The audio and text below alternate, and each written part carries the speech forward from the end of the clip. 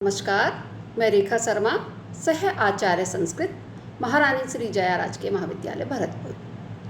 महाकवि कालिदास के नाटक अभिज्ञान शाकुंतलम के 7वें अंक का हम अध्ययन कर रहे हैं। राजा दुष्यंत मारीच ऋषि के आश्रम में प्रवेश करने हेतु पहुंच चुके हैं।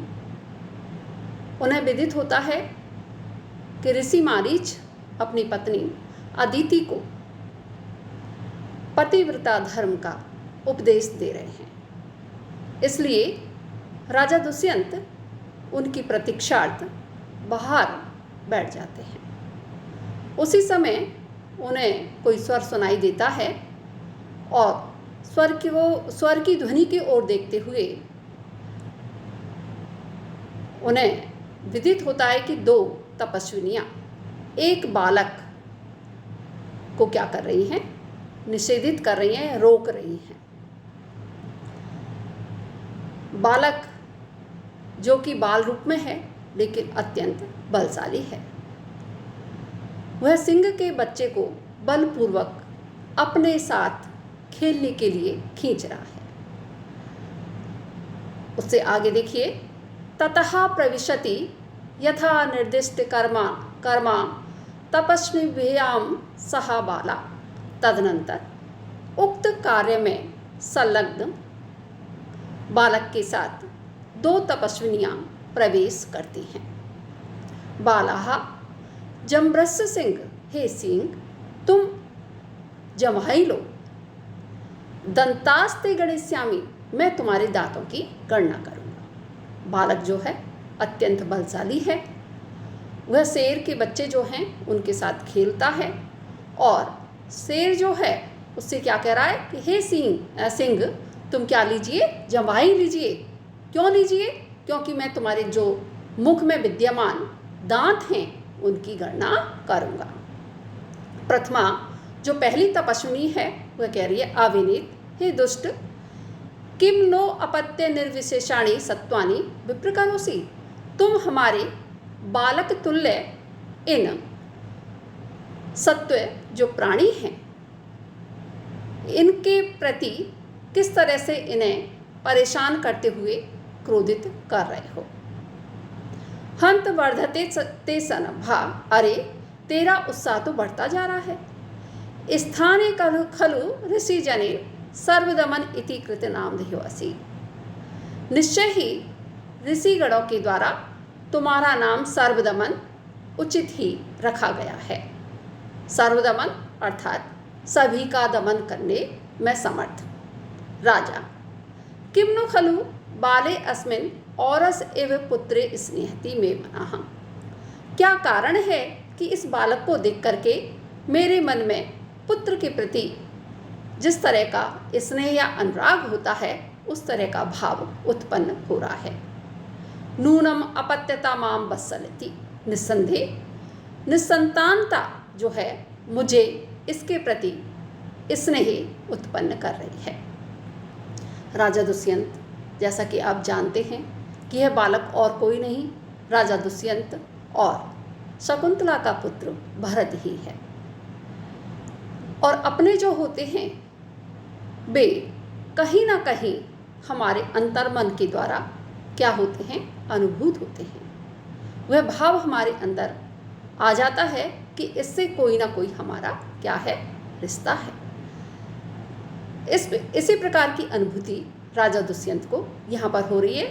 जैसे ही वे उस बालक को देखते हैं, उसके अतुलनीय पराक्रम को देखते हैं और उस समय उस बालक को देख करके उनके मन में अपने पुत्र जैसा स्नेह उत्पन्न होने लगता है। तब राजा अपने मन को ये ढांढस देते हैं, सांत्वना देते हैं कि निश्चय ही मेरे कोई संतान नहीं है, इस कारण से मेरे मन में इसके प्रति क्या हो रहा है, अपने पुत्र जैसा स्नेह उत्पन्न हो रहा है। जबकि वास्तविकता क्या है, यह बालक और कोई नहीं, उन्हीं का पुत्र है। द्वितीया ऐसा खलु केसरी त्वाम लंघिष्यति, यह सिंहनी जो है तुम्हारे ऊपर आक्रमण कर देगी। यदि अस्या पुत्र कम न मुंचसी, यदि तुम इसके पुत्र को नहीं छोड़ोगे। बालक सस्मितम मुस्कुरा करके, अहो बलिया खलु भीतो अस्मि, और मैं तो डर गया, इति अधरम दर्शयति, ऐसा कह करके चिढ़ाने के लिए क्या करता है, अधर ओष्ठ को दिखाता है। जो दूसरी तपस्विनी है वह बालक को, जो सिंगिनी है, उसके बच्चे को छोड़ने के लिए कहती है। वह कहती है कि यदि तुम इसके बच्चे को नहीं छोड़ोगे तो यह तुम्हारे ऊपर क्या कर देगी, आक्रमण कर देगी। अब बालक कैसा है, अत्यंत बलशाली है, साथ में नटखट भी है, क्योंकि बालपन का जो स्वरूप होता है वह हमेशा ही सभी बच्चों में विद्यमान रहता है। तो वो मुस्कुरा करके कहता है कि अरे मैं तो डर गया, मतलब एक तरह से किस में कह रहा है, व्यंग में कह रहा है, और कह रहा है कि अरे मैं तो डर गया, इति अधरम दर्शयति, और अपने अदृष्ट को उसको दिखाता है। यानी जो तपस्विनियाँ हैं उनको चिढ़ाने का प्रयास करता है। जो बाल रूप है उसका बड़ा ही सुंदर वर्णन यहाँ पर महाकवि कालिदास के द्वारा किया गया है। राजा श्लोक देखिए, महता ते सो बीजम बालो अयम प्रतिभाति में स्फुलिंग अवस्थया वन्नी अपेक्ष स्थितः। क्या कह रहे हैं,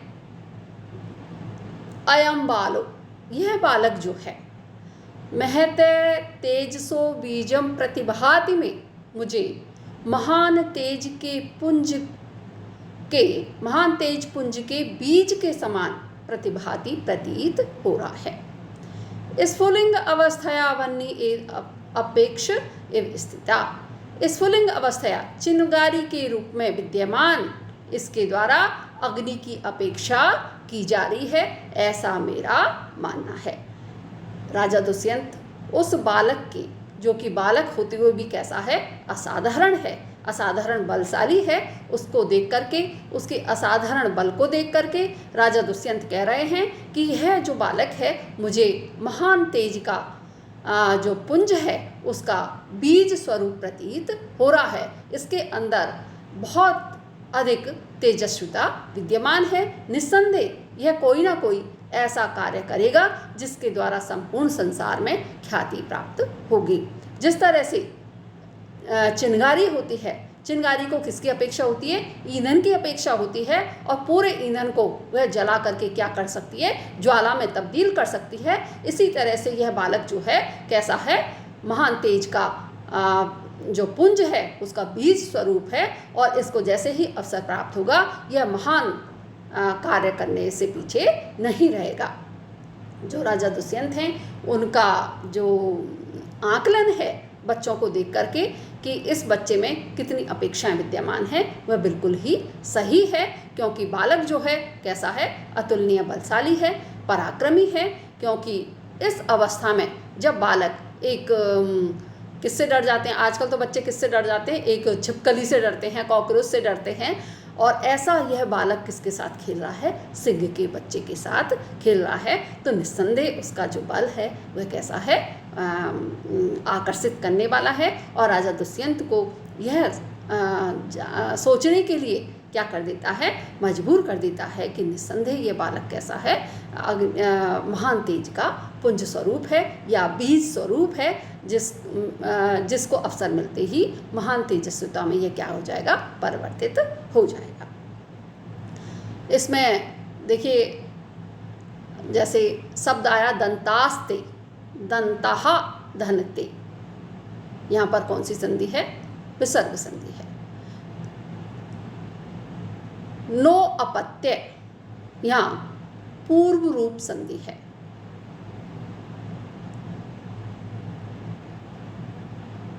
कृत नाम ध्येयो असि, यहाँ पूर्व रूप संधि है। बाले अस्मिन, यहाँ पर भी पूर्व रूप संधि है बच्चों।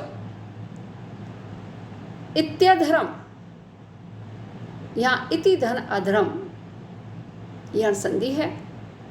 भीतो अस्मि, यहाँ भी पूर्व रूप संधि है। महता तेजसो, यहाँ विसर्ग संधि है। बीजम बालो, बा वर्ण की आवृत्ति होने से अनुप्रास है। बालो अयम, यहाँ भी पूर्व रूप संधि है। स्फुलिंग अवस्थया, स्फुलिंग धन अवस्थया, यहाँ अकाहा सवर्णी दीर्घ से दीर्घ संधि हुई है। वन्नी एद, यहाँ विसर्ग संधि है। एधापेक्ष या अकहा सवर्णी दीर्घ से क्या है, दीर्घ संधि है। श्लोक की जो भाषा है वह अत्यंत ही सहज और सरल है। शेष अगले व्याख्यान में, तब तक के लिए धन्यवाद।